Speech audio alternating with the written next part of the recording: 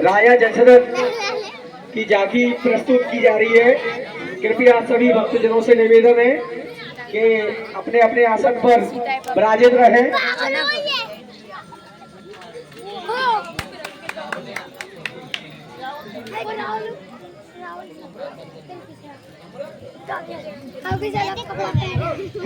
Hello, ये 51 रुपए का पुरस्कार हमारे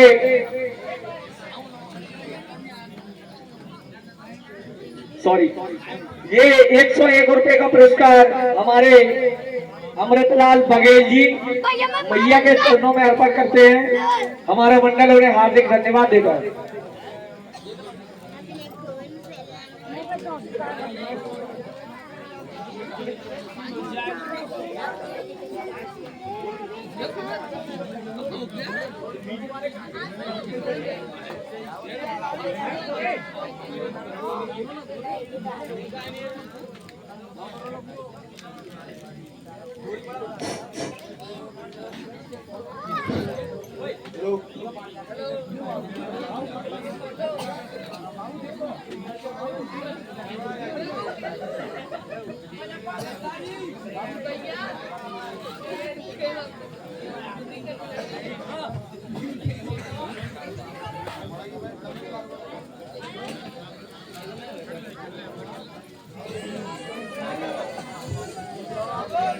महाराज ये क्या कर रहे हो महाराज?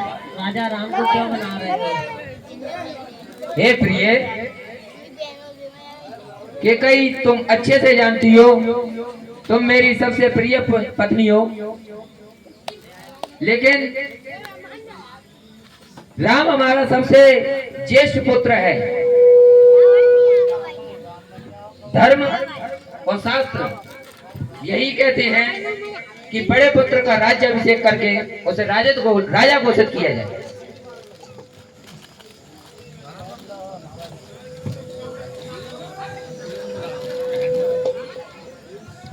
नहीं, मेरे पुत्र को भरत को राजगद्दी चाहिए। हे प्रिय, ये तुम कैसी बातें कर रही हो?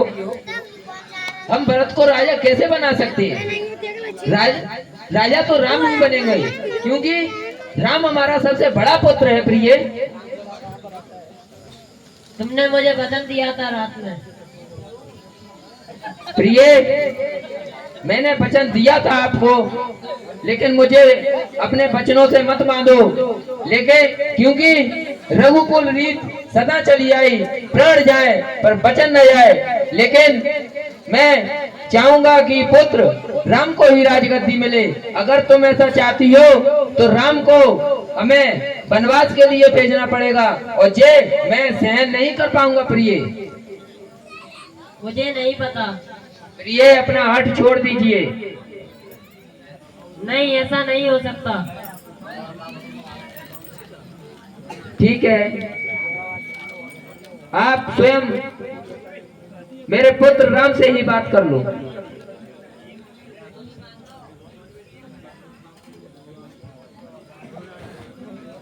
प्रणाम माताश्री और पिताश्री। आयुष्मान व पुत्र। बोलिए पिताजी, कैसे बुलाया मुझे आपने? पुत्र, समाचार तो शुभ था, लेकिन अशुभता में बदल रहा है।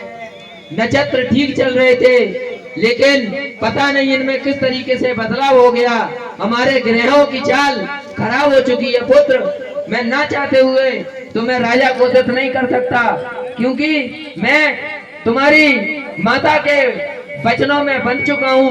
और तुम तो जानते ही हो पुत्र, रघुकुल रीत सदा चली आई है। प्राण तो चले जाए, लेकिन वचन का अब भंग नहीं होना चाहिए। पुत्र, मैं तुम्हें आशीर्वाद देता हूँ। मैं तुमसे यही चाहूंगा कि आप भी इसी वचन के आधार पर आगे बढ़ो। अपने दिए हुए वचन से कभी मुकरना नहीं। पुत्र, मैं तुम्हें वन के लिए ना चाहते हुए भी आज्ञा दे दूं, ऐसा तो नहीं हो सकता।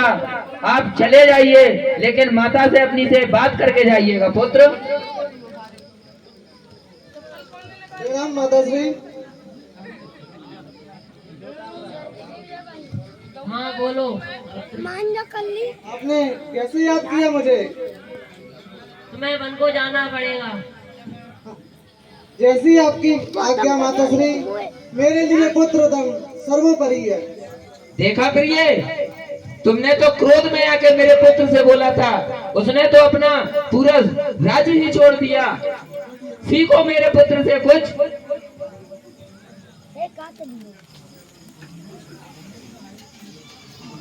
पिताजी, मुझे अब आज्ञा दीजिए। मैं 14 वर्ष का वनवास लेना चाहता हूँ और अपना पुत्र धर्म का पालन करता हूँ। नहीं पुत्र, ये वचन मैं तुम्हें कैसे दे दूं?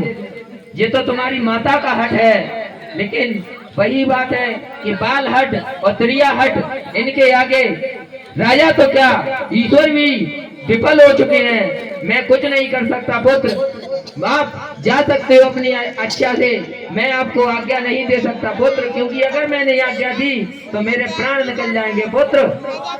पिताजी, मुझे माता और पिता की आज्ञा भगवान से भी सर्वोपरि है और मैं आपकी आज्ञा का पालन जरूर करूंगा। मुझे आशीर्वाद दीजिए। तथास्तु पुत्र।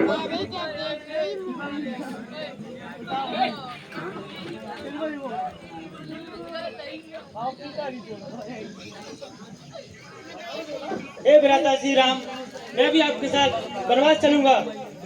हे भाई लक्ष्मण, वनवास मुझे मिला है, तुम्हें नहीं। तुम यहाँ पर पिताजी और माताजी की रक्षा करना। हे भ्राता श्री राम, इस राजगद्दी का मैं क्या करूंगा जब आप ही नहीं हो। जैसी तुम्हारी आज्ञा लक्ष्मण। जो आज्ञा प्रभु।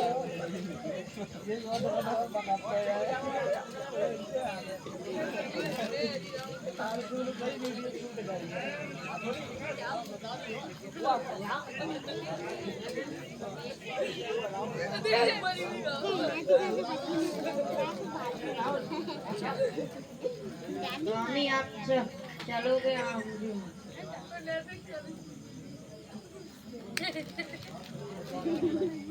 हे पुत्र, तुम जा रहे हो लेकिन मैं तुम्हें आज्ञा नहीं दूंगा पुत्र। मेरा हृदय बैठा जा रहा है पुत्र।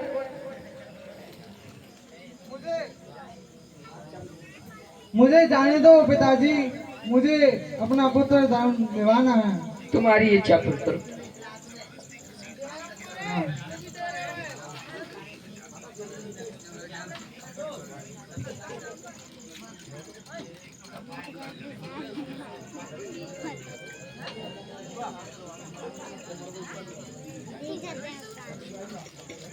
हेलो,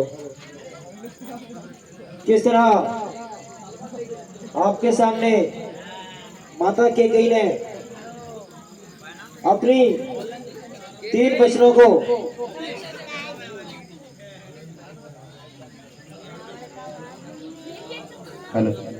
कैकेयी, ये तुमने अच्छा नहीं किया। मेरा पुत्र वन को चला गया, अब मैं भी स्वर्ग के लिए प्रस्थान करता हूँ।